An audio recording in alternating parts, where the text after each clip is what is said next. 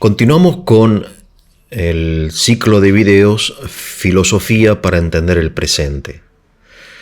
Vamos de nuevo con Kierkegaard y la fe. Vamos a comentar y analizar un texto que él escribió. Es un sermón de fin de año. El fin de año es una fecha muy importante para todos los hombres, porque es como una bisagra, ¿verdad?, entre el año que pasó y el año que empieza. Y lo que más nos importa a nosotros no es lo que pasó, sino lo que comienza. Por eso el fin de año, mejor dicho, el inicio de año, es un día en que nos deseamos mutuamente cosas buenas.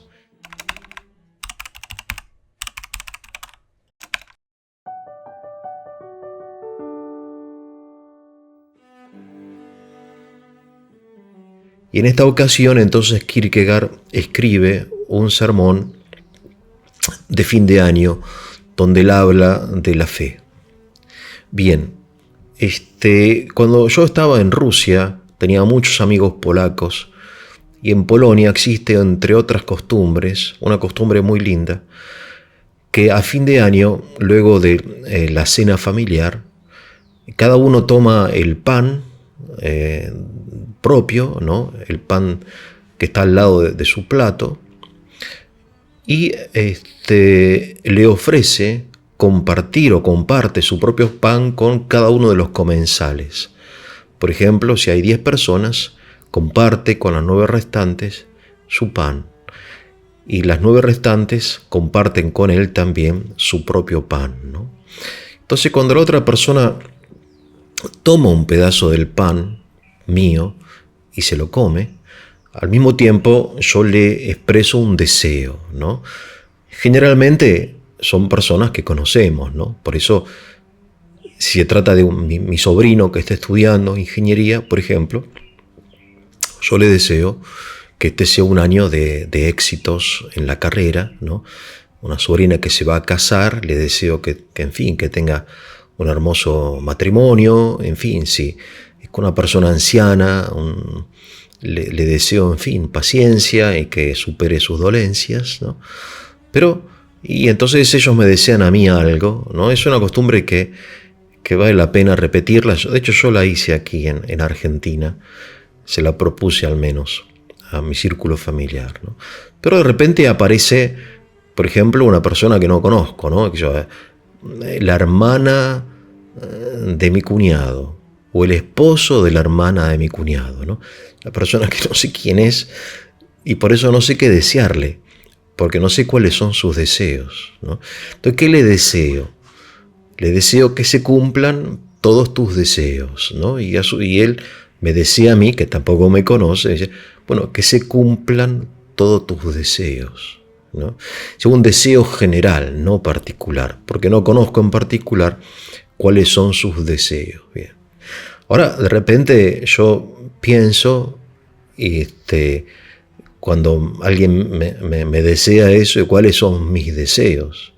Encuentro que no tengo deseos, soy apático, no tengo ningún deseo, ¿no? Lo cual es imposible porque todos nosotros deseamos. Lo que pasa es que ya quizá no deseemos de la misma forma en que como deseamos cuando éramos jóvenes, ¿no? Es decir, pero todos nosotros tenemos deseos. Es importante entonces el día de fin de año recuperarlos, o mejor dicho, hacerlos conscientes, ¿no?, como dicen los psicólogos, hacer conscientes nuestros deseos. Bien.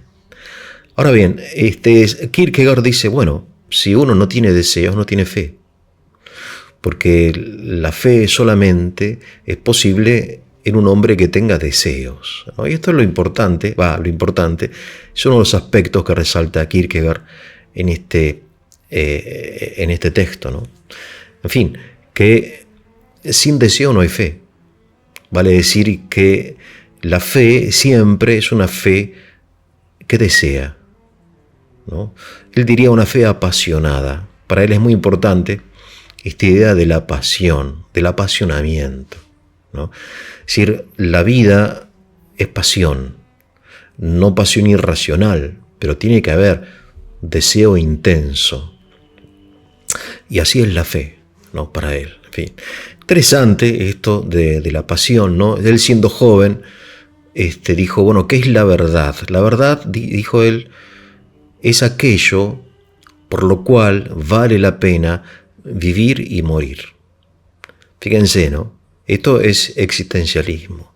Es decir, nosotros, los discípulos, aunque muy enanos, muy pequeños de Santo Tomás, decimos que la verdad es la adecuación del entendimiento y la cosa, o del entendimiento con la cosa, ¿no? Eso es la verdad. Para Kierkegaard la verdad no es que no sea eso, pero es más que eso. La verdad es aquello por lo cual vale la pena vivir y morir. Vale la pena, ¿no? Es decir, acá hay una expresión del deseo, ¿no? Es decir, esto es importante, y entonces él dice que la fe sin deseo no es fe. Bien, entonces él en este texto, ¿no? Este sermón de Año Nuevo, dice, bueno, pero ¿qué es lo que uno cree? ¿Qué es lo que uno desea? Desea la victoria. Entonces él arma una construcción dialéctica sobre estos tres lados de un triángulo que son el deseo, la fe y la victoria. El término victoria es un término muy hermoso, ¿no? En griego nika, que ha sido reemplazado lamentablemente por el término éxito. Y si uno compara la idea del éxito como la idea de la victoria, se da cuenta que el éxito es inferior, es como neutral, es asexuado, digamos, ¿no? El éxito. En cambio, la victoria es viril, en el sentido no del sexo masculino, sino que implica la derrota del enemigo en un combate. El éxito no, el éxito es simplemente lograr un propósito. Tuve éxito, ¿no? En fin, tal cosa, ¿no? En fin, no sé, cualquier cosa. En cambio, la victoria no. La victoria supone la existencia de un peligro, de un enemigo, de una amenaza, un combate y finalmente la victoria, ¿no? Por eso el reemplazo de la victoria por el éxito no es una buena señal. Pero bueno, quizá en realidad son conceptos ambos interesantes. Es más bíblico, o mejor dicho, lo bíblico es la victoria. En las imágenes del crucificado, ¿no? Del Señor crucificado de Oriente, que es la iglesia oriental que está como más cerca del espíritu patrístico que la nuestra, la latina, van a ver ustedes en esas imágenes de Cristo crucificado dos letras, generalmente están, ¿no? NK, ¿sí? Nika, significa victoria. ¿Por qué? Porque la muerte de Cristo se ve, se contempla a través de la resurrección. Bien, entonces vamos un poco a reflexionar acerca de la victoria de la fe, que es el tema de este sermón, ¿no? Y les repito, esto no es solamente un sermón, al menos en Kierkegaard, es un planteo que para él es más grande, es filosófico, es existencial, ¿no? Es decir, no es algo de la piedad cristiana, sino es algo de cada hombre, y esto lo hace resaltar él en su palabra, ¿no? Él es un hombre universal, un filósofo, no pertenece a una secta cristiana, sino que para él la fe es la respuesta universal al problema del hombre. Bien. Entonces, si nosotros tomamos la fe y la relacionamos con la victoria, podríamos ser que la fe, en primer lugar, es una victoria, en segundo lugar, la fe es victoriosa, y en tercer lugar, la fe es el deseo de la victoria. De modo que la victoria está en el acto de fe, la fe es una victoria, en el espíritu de la fe es victoriosa, y en el objeto de la fe es el deseo o la certeza de la victoria, ¿no? Como futuro, como aquello que no poseo, pero sé que voy a poseer, que va a suceder, ¿no? Bien. Entonces vamos rápidamente a cada uno de estos puntos, ¿no? La fe es una victoria. ¿Sobre qué? Sobre la duda. Entonces, de modo que acá ponen, ¿no? Fíjense, estamos en un mundo conceptual, ¿no? Entonces es importante ir como definiendo los términos, ¿no? Él opone, o al menos contraponiéndolos, la fe y la duda, ¿no? Bien. Y la duda se asienta sobre 4 cosas, dice él, que las enumera en un sermón, que más que un sermón ya es casi un pequeño escrito de filosofía. Dice, bueno, hay 4 cosas sobre las cuales se asienta la duda. ¿Qué son estas 4 cosas? Son la experiencia, la hipótesis, la conjetura y la conclusión. Y hay un párrafo, pero vamos a resumirlo en 2, ¿no? Porque si no es muy confuso. La experiencia y la conclusión.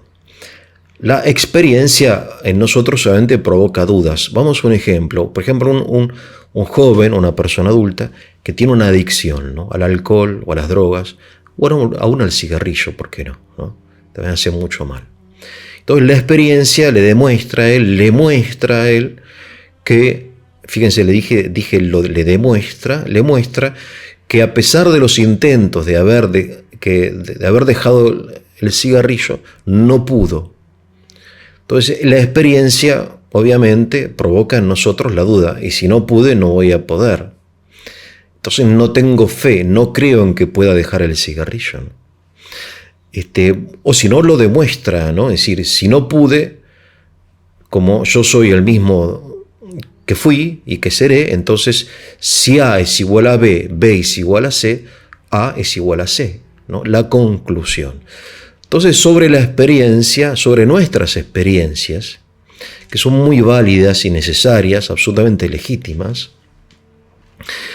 parasita la duda, que la duda es el enemigo, y ese enemigo se vence ¿cómo?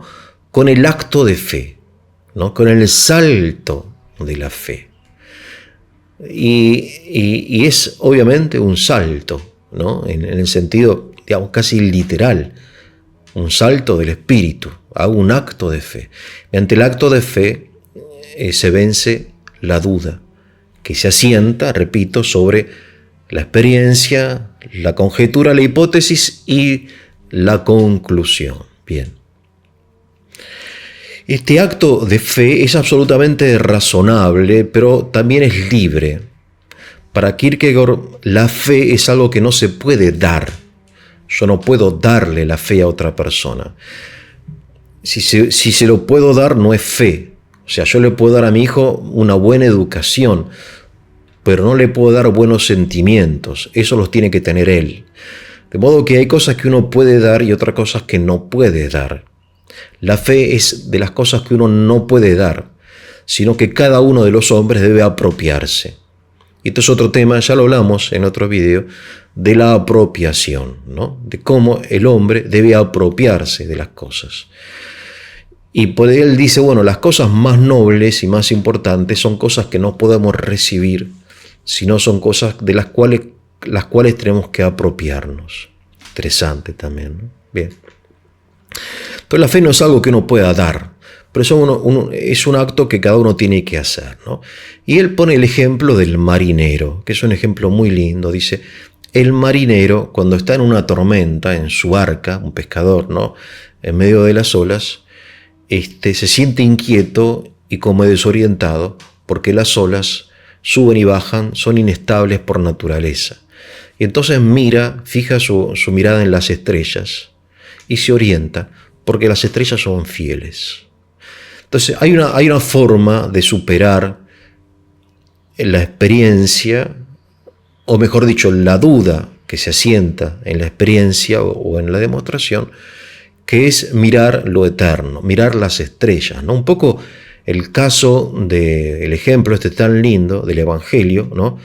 Cuando Jesús, dice el Evangelio, estaban los apóstoles pescando y Jesús aparece caminando sobre las aguas, ¿no? Bien, caminando sobre las aguas. ¿Podemos creer o no creer? Y entonces Pedro, al verlo, al Señor acercarse, baja de la barca y le dice al Señor que le permita ir hacia él caminando, ¿no? Y hace unos pasos, efectivamente, Pedro, sobre las aguas, pero cuando Pedro mira el oleaje, deja de mirar al Señor, se empieza a hundir, ¿no? Es interesante porque creamos o no creamos en lo sobrenatural, ¿no? De hecho, esta imagen evangélica expresa perfectamente la condición humana. Es decir, de hecho, uno es libre de apropiarse, de mirar, digamos, o bien hacia el oleaje o bien hacia las estrellas. Cada uno de nosotros puede superar la duda fijando la mirada en lo eterno, ¿no?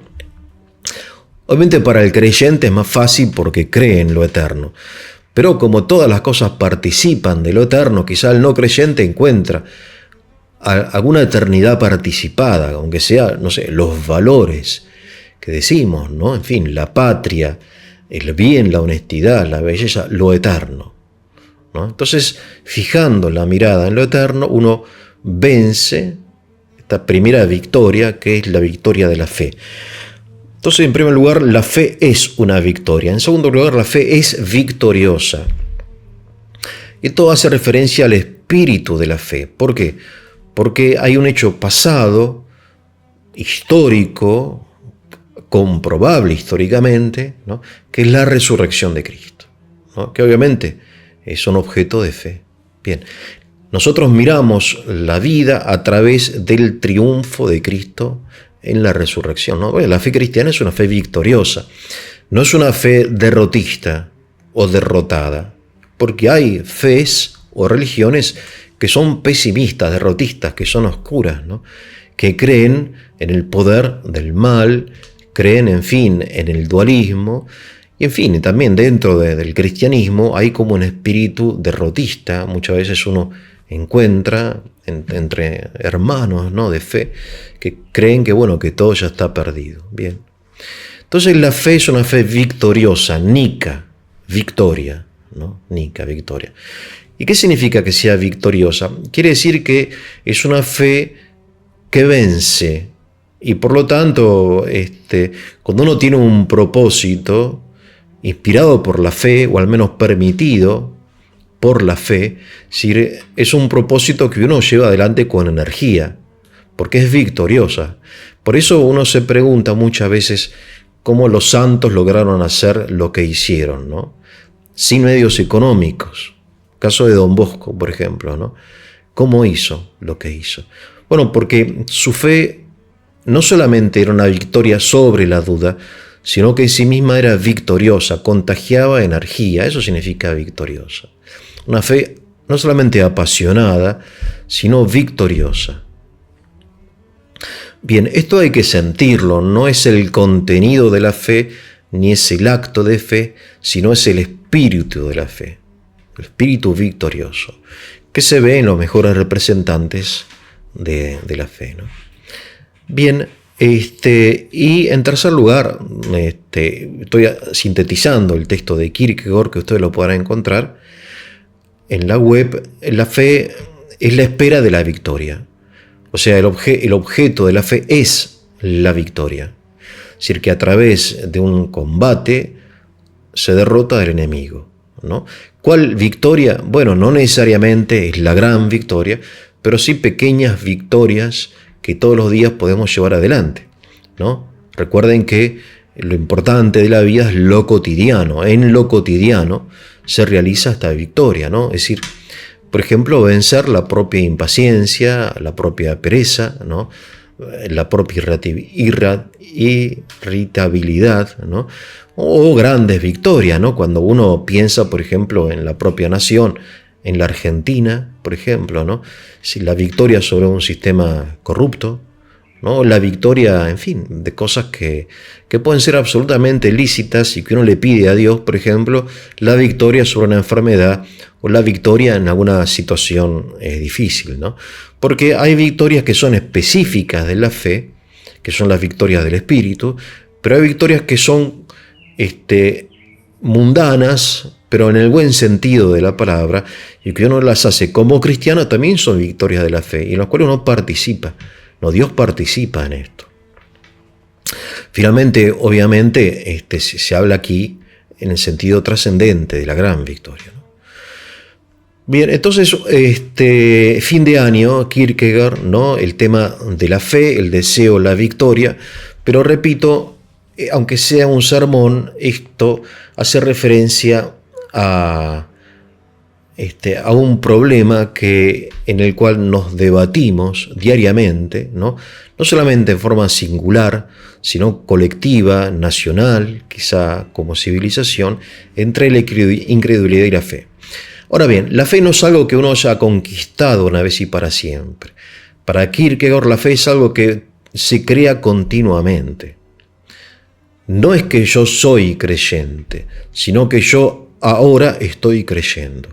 Hoy hago un acto de fe, ¿no? La fe es como el latido del corazón, ¿no? No es que hay un latido una vez y para siempre, sino que es algo que tiene que latir continuamente, es algo vivo. No es algo que está garantizado ya el día del bautismo, sino que es algo que se crea y que se recrea y que se nutre y que se alimenta diariamente, ¿no?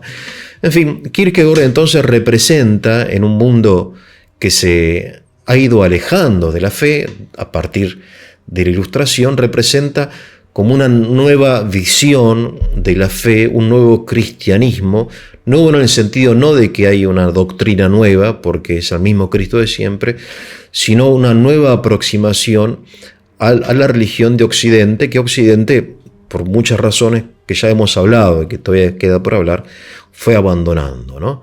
Bien, entonces, la victoria de la fe, el deseo, ¿no? La pasión, estos temas que hemos tratado, que tengan un muy buen día.